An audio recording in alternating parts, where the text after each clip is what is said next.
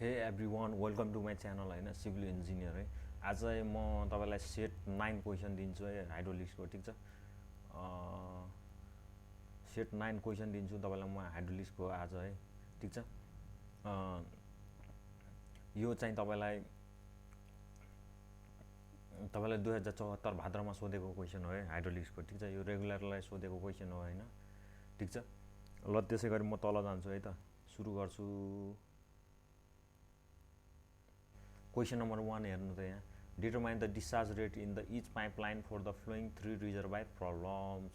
यो चाहिँ 10 मार्क्सको सोध्यो। क्वेसन नम्बर 1 भनेको तपाईँलाई च्याप्टर 3 बाट सोधेको छ है, 3 रिजर्भायर प्रब्लम्स एन्ड पाइप नेटवर्क्सबाट सोधेको छ है यो क्वेसन। ठिक छ, सिलेबस अनुसार 10 मार्कको सोध्नु पर्ने, 10 मार्ककै सोधेछ है। ठिक छ, त्यसै गरी म तल जान्छु है त।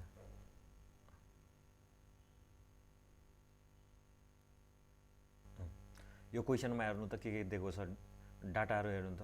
यो रिजर्भायर ए भयो, यो रिजर्भायर बी भयो, यो रिजर्भायर सी भयो है। ठिक छ, यो रिजर्भायर ए को चाहिँ यो इलिभेसन दिएको छ 100 मिटर ड्याटमदेखि, अनि रिजर्भायर बी को यो इलिभेसन दिएको छ 70 मिटर, रिजर्भायर सी को इलिभेसन भनेर 30 मिटर। त्यसै गरी पाइप एदेखि डीसम्मको पाइपको लेन्थ चाहिँ 1000 मिटर, अनि डायमिटर 254 mm, अनि फ्रिक्सन फ्याक्टर भनेको 0.020 है। त्यस्तै गरी पाइप डीदेखि बी कनेक्टेड पाइपको चाहिँ लेन्थ भनेको 600 मिटर हो, डायमिटर भनेको 305 mm, अनि एफ भनेको फ्रिक्सन फ्याक्टर भनेको 0.018 हो है। ठिक छ, त्यसै गरी पाइप सीदेखि डीसम्मको लेन्थ चाहिँ 500 मिटर हो, अनि डायमिटर भनेको 152 mm हो, अनि एफ भनेको 0.025 हो है। त्यस्तै गरी हामी इलिभेसन अफ डी है, पोइन्ट डी भनेको 50 मिटर हो है, यहाँ दिएकै छ यहाँ हेर्नु। ठिक छ, त्यसै गरी म तल जान्छु है। Determine the discharge rate in is pipeline भनेको यो पाइपलाइनमा एदेखि डी, डीदेखि बी, अनि सीदेखि डीसम्मको पाइपहरूको छुट्टै छुट्टै डिस्चार्ज निकाल्न भनेको छ है। ठिक छ, त्यस्तै गरी म तल जान्छु है। यो क्वेसनहरू चाहिँ तपाईँले मजाले कपीमा टिप्न सक्नुहुन्छ, अनि कपीमा टिपिसक्नुभयो भने यसको सल्युसन चाहिँ तपाईँले आफै बनाउन चाहिँ प्रयास गर्नु होला है। ठिक छ, यदि मैले तपाईँलाई जति पनि तपाईँलाई मैले यो क्वेसनहरू दिएको छु सेटहरू, यो क्वेसनहरू तपाईँ सब युज गर्नु होला है, सल्युसन गर्नु होला, आफैले ट्राई गर्नु होला। ठिक छ, सकेसम्म यदि मैले भ्यायो भने पछि गएर भिडियो बनाउन भ्यायो भने, टाइम भ्यायो भने म यो क्वेसनहरूको सल्युसन सकेसम्म दिन खोज्ने छु है त। ठिक छ, त्यसै गरी म अब तल जान्छु है त।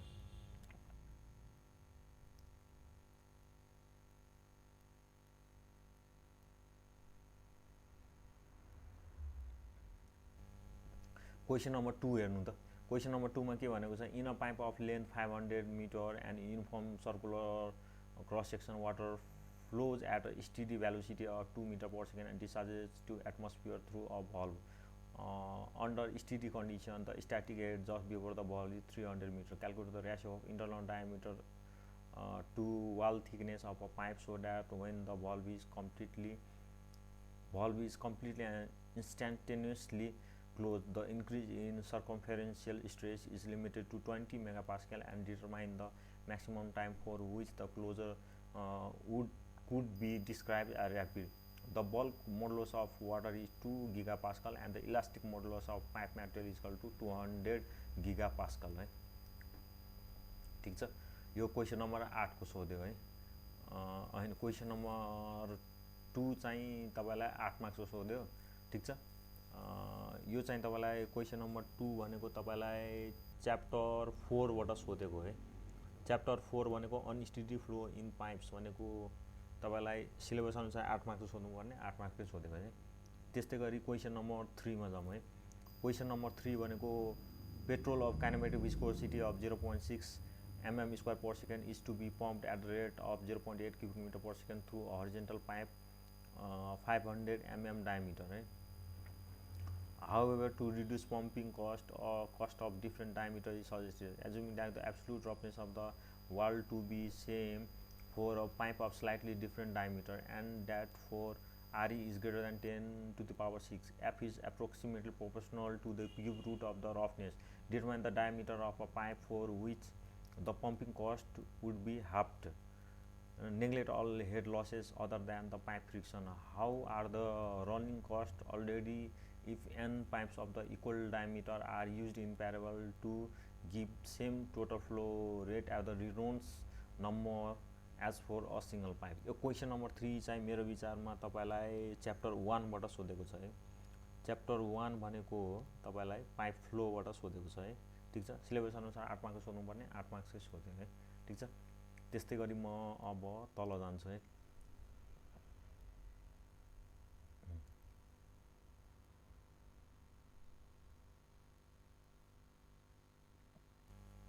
यहाँ हेर्नु त क्वेसन नम्बर 4 हेर्नु त difference in level between two reservoir is 100 meter and distance between them is 10 kilometer. The reservoir is connected by a single pipe to carry 200 lps. Calculate the diameter of the pipe and length of second pipe which is connected to increase the rate of flow by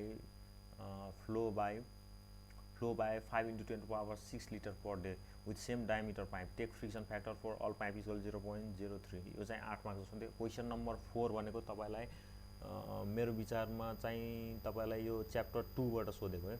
pipe simple pipe flow problems and solution बाट सोधेको है। Syllabus अनुसार 8 marks सोध्नु पर्ने 8 मार्क्सकै सोधेको छ है। ठीक छ, 8 मार्क्सकै सोधेछ। त्यस्तै गरी क्वेसन नम्बर 5 मा जाउँ त। Define gradually varied, rapidly varied and spatially varied of flow with examples. यो चाहिँ 5 मार्क्सको सोध्यो। 5 मार्क्स हैन, 3 into 2 भनेको 6 मार्क्सको सोध्यो। भनेपछि यो 2 मार्क्स ग्रेजुअली भ्यारिड अनि ग्रेजुअली भ्यारिड 2 मार्क्सको, ऱ्यापिडली भ्यारिड 2 मार्क्सको अनि स्पेशली भ्यारिड फ्लो चाहिँ 2 मार्क्सको। भनेपछि तीनटा चाहिँ डेफिनेसन सोधेको छ। अनि 2 मार्क्स भनेको 2 into 3 भनेको 6 भनेपछि 6 मार्क्सको सोध्यो है। सिलेबस अनुसार चाहिँ 4 मार्क्सको सोध्नु पर्ने हैन। च्याप्टर 5 बाट सोधेको छ है। यो बेसिक अफ ओपन च्यानलबाट सोधेको छ। सिलेबस अनुसार 4 मार्क्सको सोध्नु पर्ने तर 6 मार्क्सको सोधेछ है। माइनर डेभिएसन अफ मार्क्स हुन्छ है।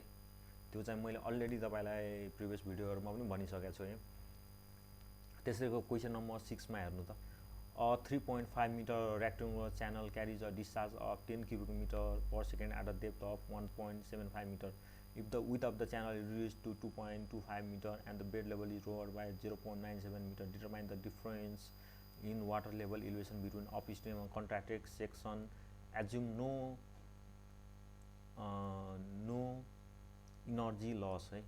ठीक छ, यो चाहिँ तपाईलाई यो क्वेसन नम्बर 6 भनेको तपाईलाई क्वेसन नम्बर 6 भनेको तपाईलाई युनिफर्म फ्लो इन ओपन च्यानलबाट सोध्यो है। ठीक छ, सिलेबस अनुसार 10 मार्क्सको सोध्नु पर्ने तर यहाँ चाहिँ 8 मार्क्सको सोध्यो है। ठीक छ, माइनर डेभिएसन अफ मार्क्स हुन्छ है। त्यस्तै गरी क्वेसन नम्बर 7 मा हेर्नु त। A circular culvert has a capacity of 0.5 cubic meter per second when flowing full. Velocity should not be less than 0.7 cubic meter per second if the depth is 1/4 the diameter. Assuming uniform flow, determine diameter and slope taking Manning's n is equal to 0.012 है। यो चाहिँ question number 7 भनेको question number 7 हैन। Question number तपाईलाई question number तपाईलाई 7 भनेको question number 7 भनेको question number 7 म यो चाहिँ पछि भन्छु। यो कन्फ्युज भयो म यो कुन च्याप्टरबाट सोधेँ है। म तल जान्छु है। क्वेसन नम्बर 8 यो क्वेसन नम्बर 7 चाहिँ मेरो विचारमा च्याप्टर 6 बाट भनेपछि युनिफर्म फ्लो इन ओपन च्यानलबाट सोधेको जस्तो लाग्यो है। अनि यो क्वेसन नम्बर 6 जुन छ नि, क्वेसन नम्बर 6 भनेको मलाई लाग्छ च्याप्टर 7 बाट सोधेको छ है। च्याप्टर 7 भनेको energy and momentum principle in open channel flow है। त्यस्तै गरी म क्वेसन नम्बर 8 मा जान्छु है। क्वेसन नम्बर 8 हो नि त। A rectangular channel carrying a discharge of 40 cubic meter per second, 16 meter wide, having slope 1/5000 and Manning's coefficient n is equal to 0.02. The depth of flow in a particular section is 1.5 meter. Find how far upstream and downstream of the section the flow depth is 2.5 meter. Determine the type of flow profile and using direct step method calculate the length of profile taking 3 steps of the calculation. Question number 8 भनेको तपाईलाई non uniform gradually भ्यारिड flow बाट सोध्यो हैन।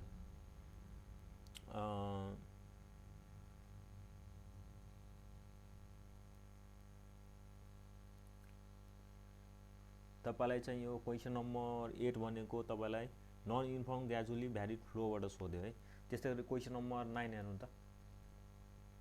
Syllabus अनुसार चाहिँ तपाईलाई 8 मार्क्सको सोध्नुपर्ने, तर यहाँ 10 मार्क्सको सोध्यो अनि माइनर डेभिएसन भइरहन्छ है। क्वेसन नम्बर 9 हुन्छ define specific force, determine momentum equation for rectangular channel section, draw a hydraulic jump profile and indicate conjugate depth using the specific force diagram है। ठिक छ। तपाईलाई यो च्याप्टर 9 बाट सोधेको छ, नन युनिफर्म ऱ्यापिडली फ्लोबाट सोधेको छ है। ठिक छ। सिलेबस अनुसार 6 मार्क्सको सोध्नु पर्यो तर 8 मार्क्सको सोध्यो है। माइनर डेभिएसन भइरहन्छ। त्यस्तै नम्बर क्वेसन नम्बर 10 हेर्नु त। Write down the design procedure of mobile boundary channel using maximum permissible velocity method with appropriate expression. Also describe Shield's approach of predicting critical tractive force है। यो question number 10 भनेको तपाईलाई flow in mobile boundary च्यानलबाट सोधेको छ है।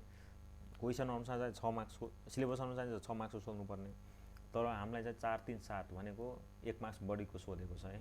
ठिक छ।